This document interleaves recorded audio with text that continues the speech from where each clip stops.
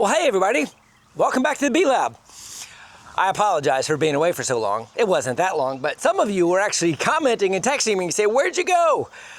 I have to admit, I have a full-time job and I'm an airline pilot, and sometimes our schedules take us away and we don't get to come back home, which is actually one of the trickiest parts of me being a beekeeper. Is I have to use timing with my schedule around chores that I have to do and make sure that when my schedule is bid or I get my schedule, I don't put grafts in at the wrong time so that they need to go into the incubator while I'm working and things like that. But in any case, I've been away for a couple of weeks and I haven't done anything in the bees because I haven't been home. I've been watching them through my remote data, so my scales, and I got home a couple days ago and I went out and did a quick assessment, and pretty much everything is okay. I want to talk about a couple things in the bee lab before we get into the bee yard. I'm just going to give you a heads up. This could be a long video only because I want to catch you up on everything, and there's a lot of little tidbits, especially for those of you in Zone 9B or anyone that kind of wants to know towards the end of the flow. And that's where we are here in Jacksonville. We're at the end of the flow. Sorry, I got my smoker going right in front of you because I'm ready to get to work. In Jacksonville, or in Zone 9B, in our climate, our flow, where the weight put in the hive starts to exceed their consumption rate, and that is what I define as the honey flow. The nectar may be flowing, but as it starts to creep in, if the bees are consuming it at the same rate they're bringing it in, I don't call that the flow, but that technically may be the flow when the flowers are putting out nectar. But when they start accumulating weight faster than they're consuming it, that is kind of where we're collecting honey, right? Obviously, there's a lot of other things going on when you have nectar flow that they can, build brood and stuff like that. But consuming weight, needing to put on supers, that's what I'm talking about. And using my hive scales, and I'm just going to do another plug for these hive scales. I'm not sponsored by them or anything like that, but I really advocate for the data because of the insights it gives you. And I'm going to share the insights I get with you, so you don't need to buy them. But if you want to buy them, I'm telling you, this is what you get out of it. If you remember, our flow starts at the end of March and it starts going up and normally tapers off at the beginning of June, which is next week. So we're still kind of in it. But we had a weird little dry spell, kind of the entire month of April, almost. And quantitatively, I was like, gosh, it's been dry. I wonder how the honey flow is going. And in the middle of it, you can't really necessarily see it, but I did see it taper off in the weight of the hives. It didn't go down, but it tapered off. And then at the beginning of May, boom, here came the rain again. And we're getting rain just about every week, almost every other day. And the honey flow started going back up. I started accumulating more weight. So I'm going to put the picture right here, and I'm going to talk about it a little bit more. But take a look at this picture I'm putting here. The top is the total weight of the hive. And you might see that it's going up and down a little bit because that's like me putting supers on, me moving supers off, and things like that. But if you notice that it's the total weight of the hive. Probably the most insightful graph is the one in the middle.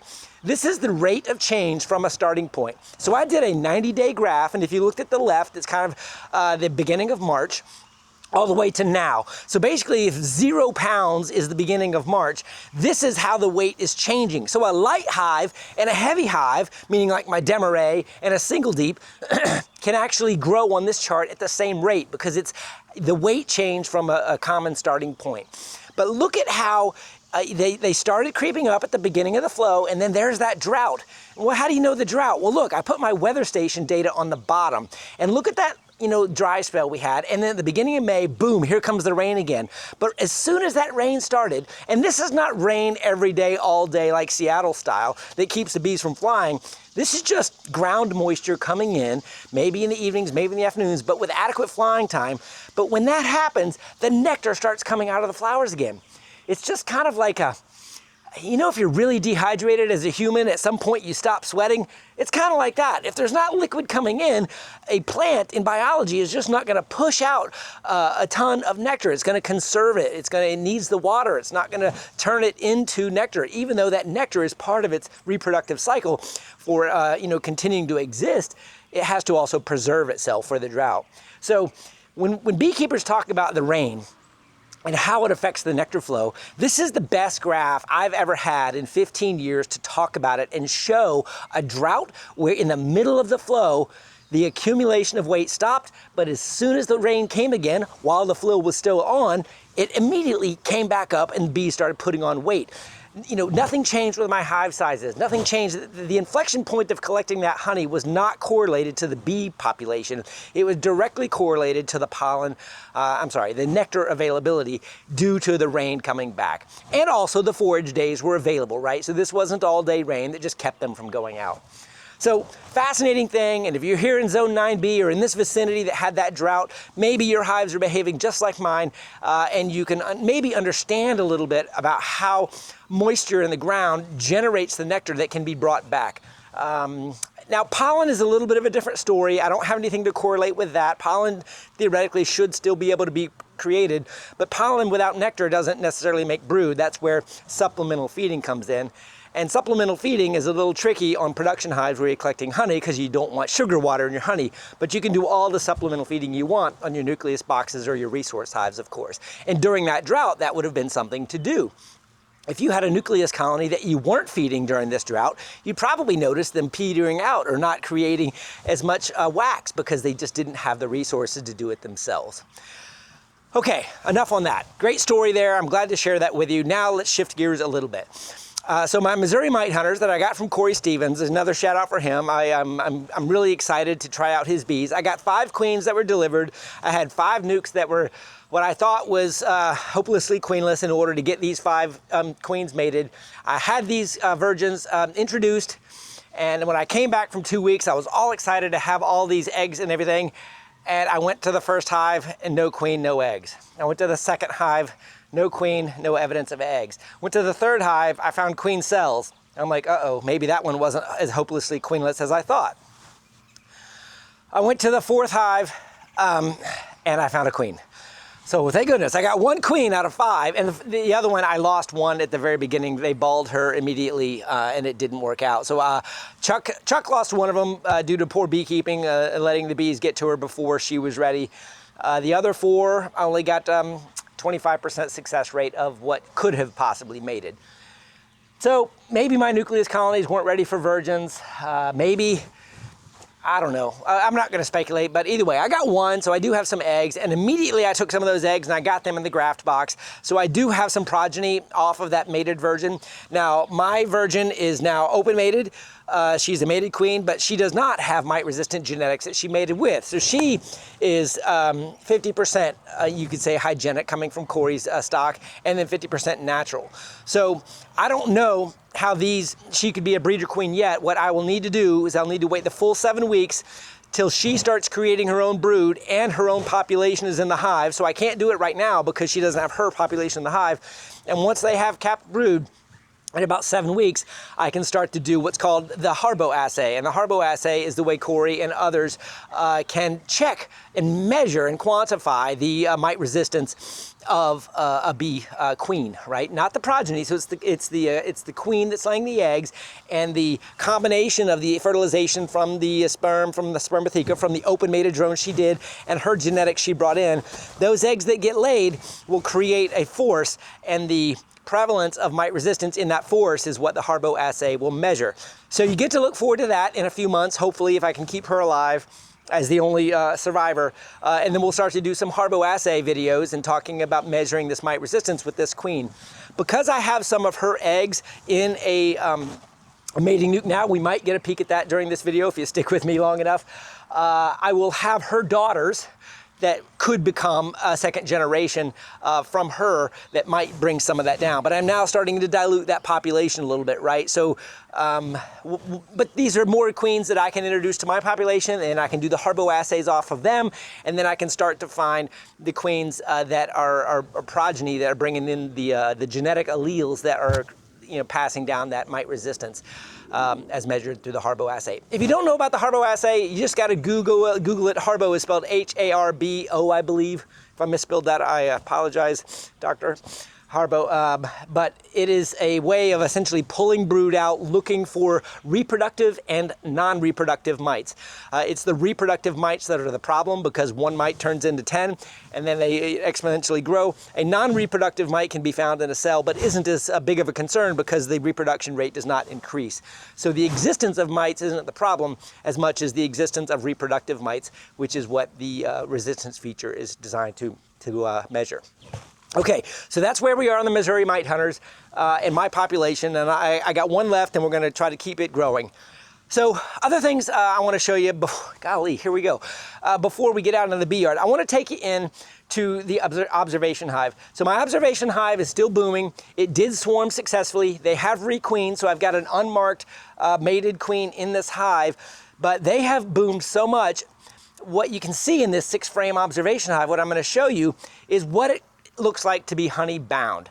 And honey bound means the workers are working so hard while they're not rearing young, right, while that virgin mated, that they just pack the hive with honey and the queen doesn't have room to lay. This is what creates a swarming impulse in our hive sometimes, where the queen just doesn't have room to lay, she can't create a workforce, and then they swarm again, or they even abscond in some situations. So let me take you inside real quick, and we'll just do this with a handheld.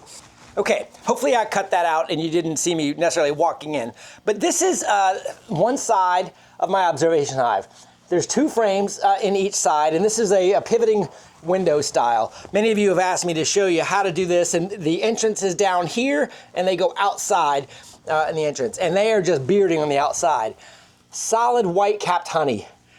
Solid capped honey with darker wax. Honey, honey, a little bit of open in here, but if you look really, really closely, there's nectar in there too. And on this side, if you see in here, you can even see the glistening nectar. I don't know if the queen is in here, maybe you guys can see her, but they are packed with bees, and this is post-swarm. I don't manage this hive, meaning like I'm not gonna thin it, I don't split it, I let it be and I let it do what it's gonna do so that I can observe basically how the bees are gonna handle this. Obviously they're in a constrained space, so this would be like a bee colony choosing a cavity that was too small. What are they gonna do? Are they gonna move out? Are they gonna wait? Or is the timing right? Is this enough honey to get them through the drought here that's gonna start, not the drought, but the dearth that's gonna start here in the next couple of weeks? They may be just fine. I don't think they're gonna swarm again. If they do, it might be to the detriment of the hive. And don't forget, there also is a middle layer between these 2 frames that there could be brood in there and how they're managing it, but this is what the observation hive looks like at the moment. Honey bound, and that's basically happening in our hives, and this is what the bees do when they have a strong force during a nectar flow without brood production, right? So there wasn't a queen running around looking for places to lay. All right, let's go back outside. Okay, you're still with me? Thanks for sticking with me. All right, so my mini mating nukes. I wanted to show you, after 2 weeks going away, a lot of you ask, hey, are those mini mating nukes really worth it? And my answer is always, it depends on your needs and how much time you have to manage them. If you're out in them every single week, maybe even every few days, it can really work for you. But if you leave for 2 weeks, this is what happens. Every single one of these boxes in this pile right here has absconded. Now, that doesn't mean they died. There were queens in some of these boxes. If you do see a bee coming or going, they're basically just robbing if there's anything in there or they smell something. I have 3 queens over here. And I have 1, 2, 3, and then that is my medical cooler that it is queenless, I believe, right now, but it does have bees in it. Everything not in the stack at least has bees in it. They may be hopelessly queenless. A couple of them have unmarked virgins I need to mark. But anyway, so this is what happens to mini mating nukes if you're not managing them, if you're not keeping them fed, if you're not giving them a queen. And some of you have said, I think you have too many there, and you may be right. Some of my queens that went out and mated may not have made it back to the right box. That is a construct of my space, and maybe I need to come up with another plan next year. But in any case, so these mini mating nukes can work. I still do have some queens in here, but the bulk of them, while I was gone for 2 weeks, died or absconded. Now, when you come out to your hives, and when I decide what I'm going to do today, this is a clue. When you go and you look at hives, and they're bearding, some of them bearding more than others, you can generally use this as a rule of the space you have in the hive, right? So we just looked at my observation hive, and the observation hive was just packed to the brim. So when you come out to the outside edge of the observation hive, and when you just see them bearding on the outside, like they are right here, that's the same thing that's going on in those other hives. They're packed to the brims. So that just means more than likely they've run out of room. They may be honey bound, but when you look at these other smaller hives, some of these were my mating nukes with my Missouri mite hunters that are now queenless. These are gonna die if I don't combine them. you know, a couple other things going on. You see these? Here's my double queen hive. They are actually making honey in the top of that today. So this has actually started succeeding. I see something in the entrance in there. Oh, look at that. There's my a vial. God, that's been in there a while, but they're just starting to get to push it out. Here's the double Demaree, just booming. I don't have a scale on that one, so I don't know how much that one weighs. These are my production hives that have scales, some of them, not all of them, and we're gonna get into this. And I believe my queens are in hive number 3 over there, so 1, 2, 3 from the right is where my graphs are. So that's all we got from the bee lab. You guys gonna stick around for me to get into the hives? This video may be getting too long.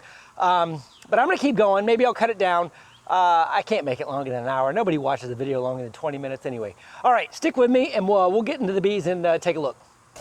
Okay, I just realized the camera had cut off and I don't know when it cut off. I apologize. I am a single man operation out here. Just trying to see if any of these are not finished yet. Yep. So this one can stay.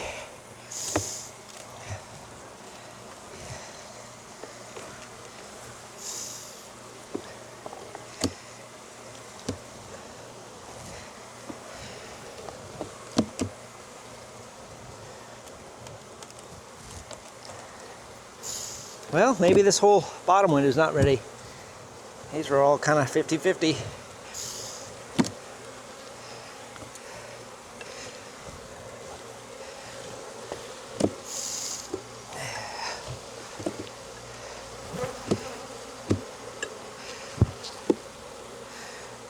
All right, so these aren't ready.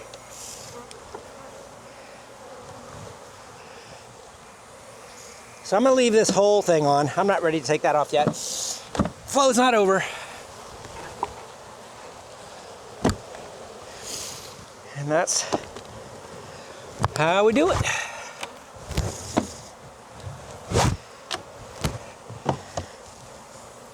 How long do you think till that fume board will work? Are they out of there yet? Getting there. Let's see. Maybe you can look with me.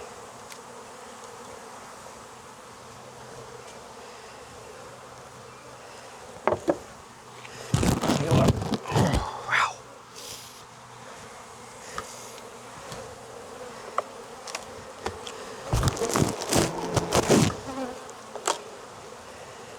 That's pretty damn empty. All right, I'm gonna call that success. Stinky board complete.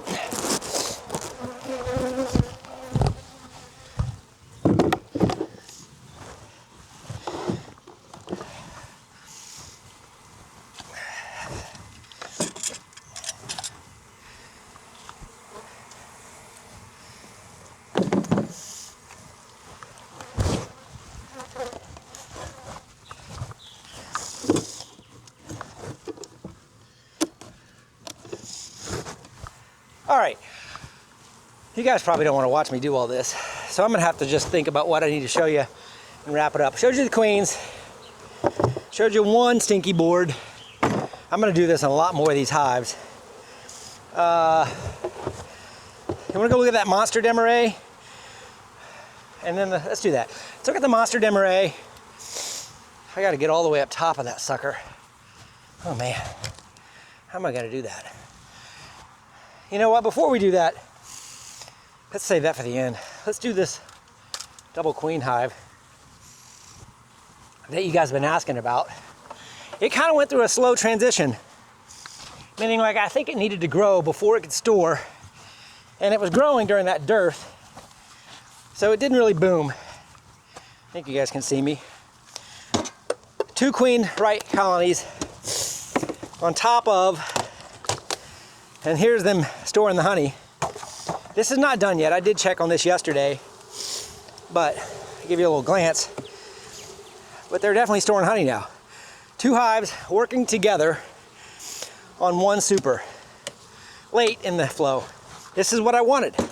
Wanted it earlier. How did I do this? I put it on top of, I went to the plastic excluder at some of your recommendations. Somebody mentioned that to me.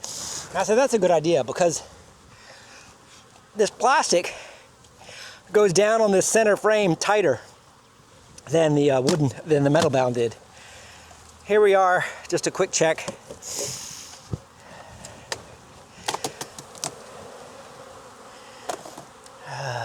Where would you check? This is probably going to be honey bound. I might end up combining these, taking this honey and making them just during the dearth. I'm not going to take the honey now, but I think they spent so much time not raising brood. Oh, there's some brood. Yeah.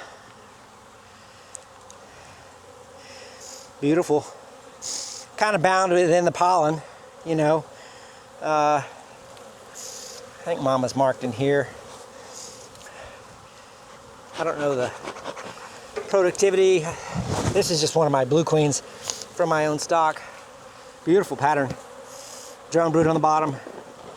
Not interested in swarming at all. No queen cells. Lots of pollen though. Strong hive. I said lots of queen cells. I mean, there could be. I just hadn't seen any yet. See, this is honey bound though, right? They can't go up, but they are going up on my super.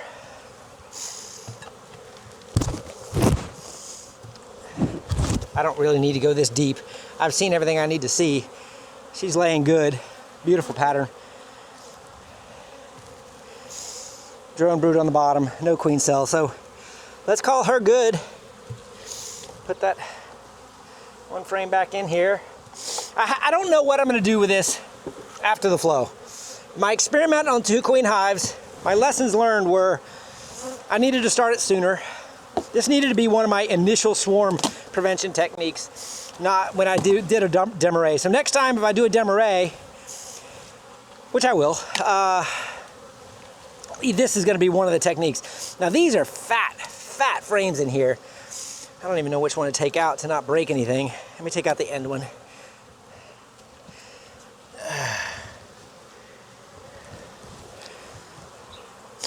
They're still kind of leaving room for eggs, even though that's nectar and pollen.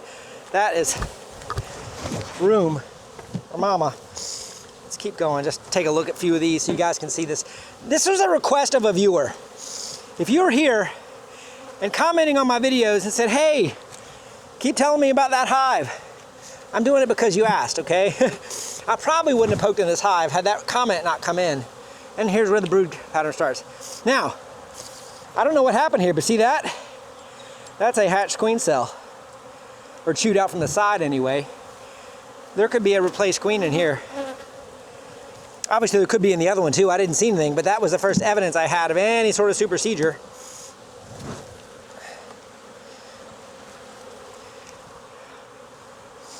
This is all nectar. I'm gonna put this on the further out because that needs to be away from the brood nest that she's got in there. That was probably a foundation frame that I added that they've completely drawn out, and she just didn't lay in it by the time they started putting honey in it. Pollen. I'm not seeing eggs and brood in here like a mated queen's working. So I think there was a supercedure. Don't know when, so don't know the age. Haven't seen eggs yet, so I'm gonna go through this till I see eggs or brood or a queen.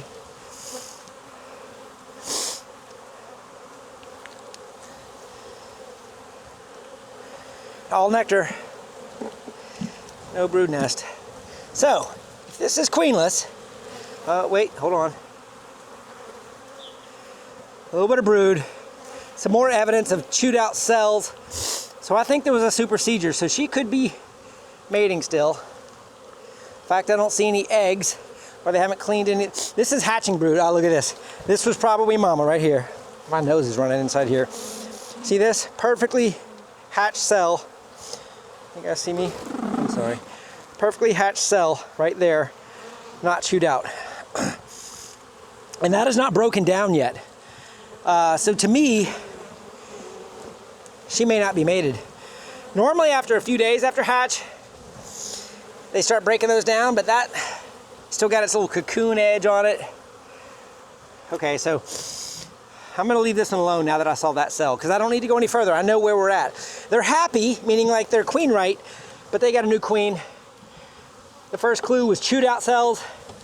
The last clue was I found a perfectly hatched cell And then that hatch cell had not been broken down yet, and because it hadn't been broken down yet, I'm kind of measuring the number of days, saying that she probably hatched a few days ago, not weeks ago, meaning like she shouldn't be laying yet.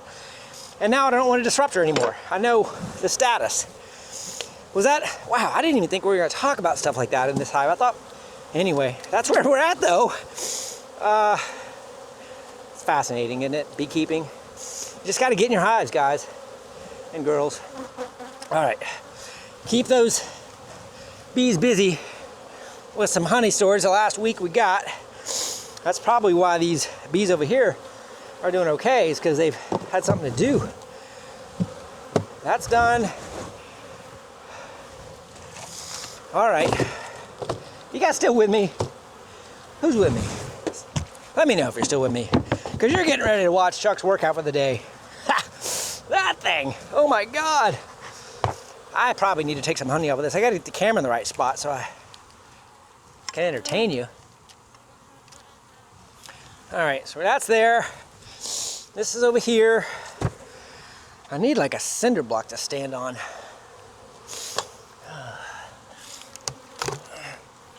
Yeah, I can't safely get up there. I'm gonna have to figure this out. What do you guys do in situations like this? Don't let them get this big in the first place? Maybe? And just kind of let you see. That's what's going on here. Just kind of, I've got these screens inverted. What can I stand on that's sturdy? Well, let me measure it first. Oh God, I can just feel this whole thing wiggling. Okay, I think I can do it. Let me get an angle here. Okay, so it was heavy. But I don't think it was as heavy as that other one that I had the graphs in. Let's see why. Let's see where we're at.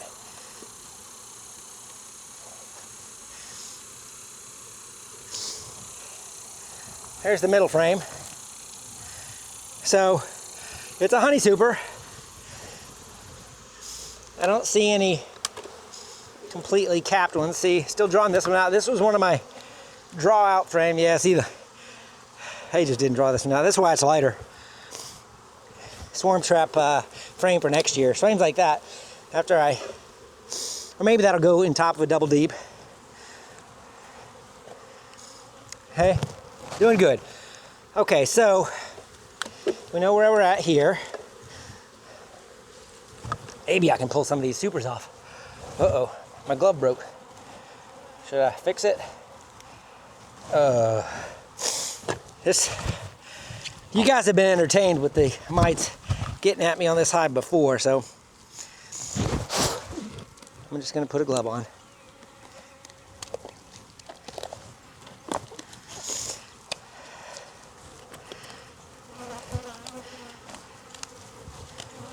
These are deterrent gloves, not sting-proof gloves.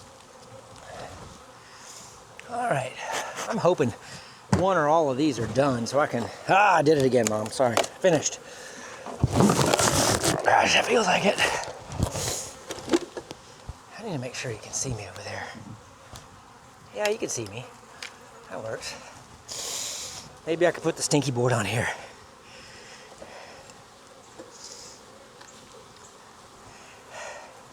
Completely capped. This one is finished. Even on the ends. All right, let me go get that stinky. How long does that stinky stuff last? Anybody know? If I can smell it, can they smell it? I don't know. Should you give squirts every time, or am I overdoing it? I don't know. I need some experience on this. If you guys got it, give it to me. All right, now we're at waist height. Let's see what we got here. Ooh, that meets our criteria. Well, let's see the edges. All right, that's not complete. Well, that's not, but that is. So I got two more on here though, so maybe I can equalize. Do I do two stinky boards or just one? What do you guys think? Nobody's watching anymore anyway. Nobody's watching. Let me get a sense of this one. I'm all by myself in the bee yard. All right, so we're still working down here. So this, if I got a complete frame, this would be a good equalize. Not quite. Some pollen in there. Going through the excluder with pollen. Also could be a clue of, you better check you don't have brood. Pollen, a little bit, not much.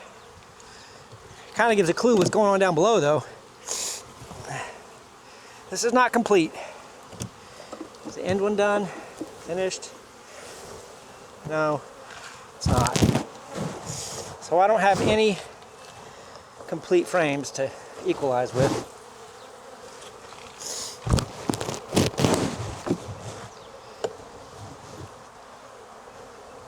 Let's see what the last one looks like.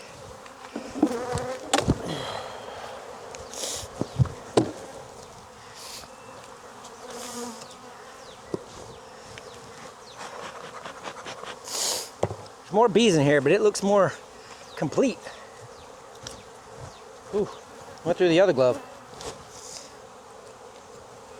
I'm almost finished. Oh, look at that. In that cup. But we're down one super above the excluder. This is kind of what makes it queenless, is this frame right here.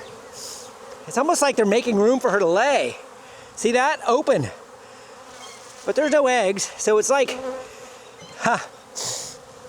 we need to look down below. This is fine for this time of year, but this is the state of a Demaree when down below they're probably overcrowded and they're trying to make room for mama to lay. They're right above the brood nest trying to make room, but they've moved honey out so she can lay, but she just can't get up there, thank goodness, even to the point of having a queen cup. See those nice little domes? So this one is ready to come off. So I can put a stinky on this one. So if I pull this one off, well, gosh, it's stuck. We're down to the excluder now. Okay. And there, yeah, I see it okay. I'll just give you a lean. So, I mean, it's not like booming, but, I mean, it is booming. But it's not like swelling. And you know, there was no swelling on the outside of the hive, but they're trying to give her more room. More than likely, this is all laid up. Well, should I show you? This video is never going to end. Obviously, I'd like to see a frame of brood in here.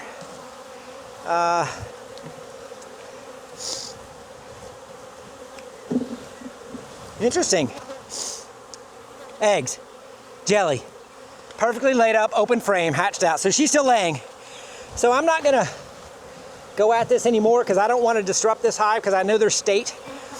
It's a monster, and I've got a glove where the finger is already open. They're not getting me. But that one is finished. This one needs more work. I think that other one needed a little bit more work.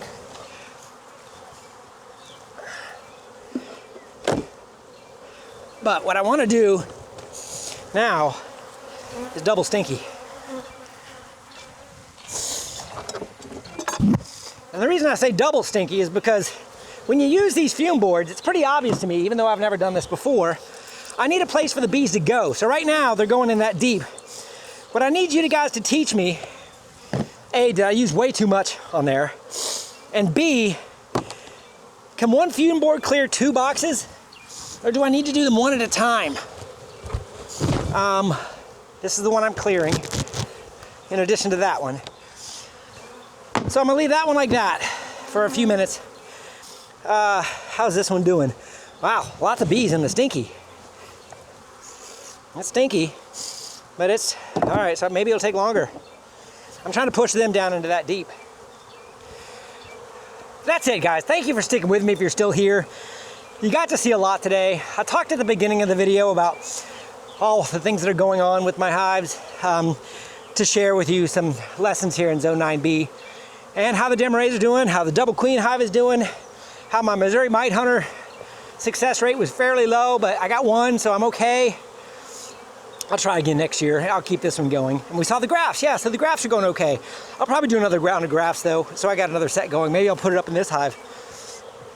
Any case, thanks for watching. Thanks for sticking with me. Sorry it took a few weeks to get another video out, but for those of you that appreciate this content, I appreciate you.